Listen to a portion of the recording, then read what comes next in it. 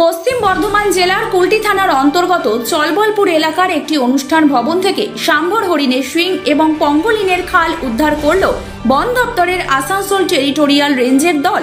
এই ঘটনায় দুজনকে গ্রেপ্তার করা হয়েছে। এ বিষয়ে দেখুন কি জানালেন বন দপ্তরের আসানসোল রেঞ্জের আধিকারিক তমালিকা চন্দ।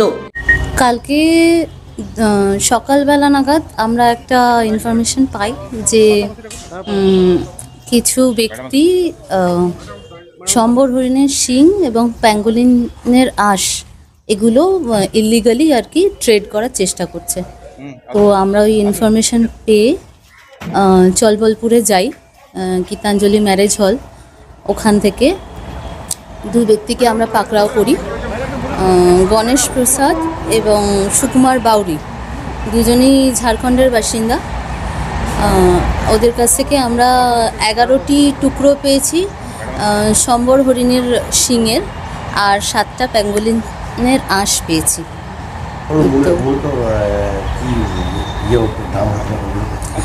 দেখুন, ওয়াইল্ড লাইফ আর্টিকেল সবসময় আমরা দুর্মূল্য হিসেবে ধরি, ওটার কোনো মূল্য হয় না, এটা দুর্মূল্য জিনিস। কারণ একটা প্রাণীকে মেরে ফেলার পর তার মূল্যায়ন করা কখনোই আমরা করি না, ফরেস্ট ডিপার্টমেন্ট করে না। আমাদের কাজই হচ্ছে কনজার্ভ করা। তো এভাবে মূল্য নির্ধারণ করা সম্ভব না। দুজন গীতাঞ্জলি রেস্টুরেন্ট হোটেলে কি ম্যারেজ হলে ছিলেন? গীতাঞ্জলি ম্যারেজ হল থেকে ধরা হয়। গতকাল দুপুরের দিকে ধরা হয়।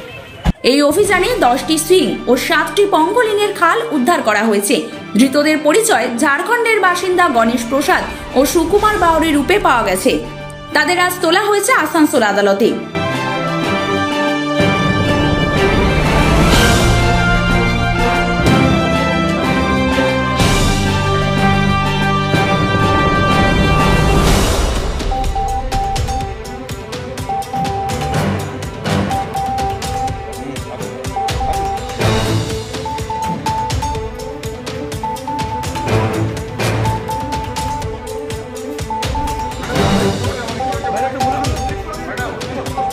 কুলটি থেকে 24 ঘন্টা লাইভের জন্য ওয়াসিম খানের report.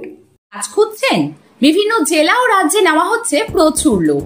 Security guard, security supervisor ও হাউসকিপিং এ চলছে নিয়োগ। আজই যোগাযোগ করুন বালাজি ইনভেস্টিগেশন সিকিউরিটি, আপনার কাজের সঠিক ঠিকানা।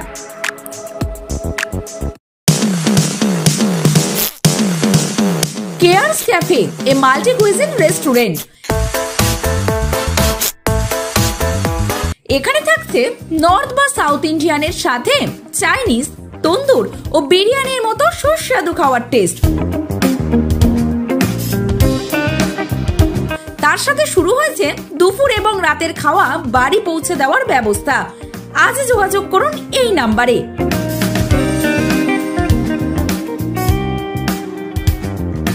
আমাদের ঠিকানা টালিখোলা, বড়া, মামুদপুর, সাহেব কলোনি মোড়ের নিকট, নৈহাটি। মনে রাখবেন, কেয়ারস ক্যাফে।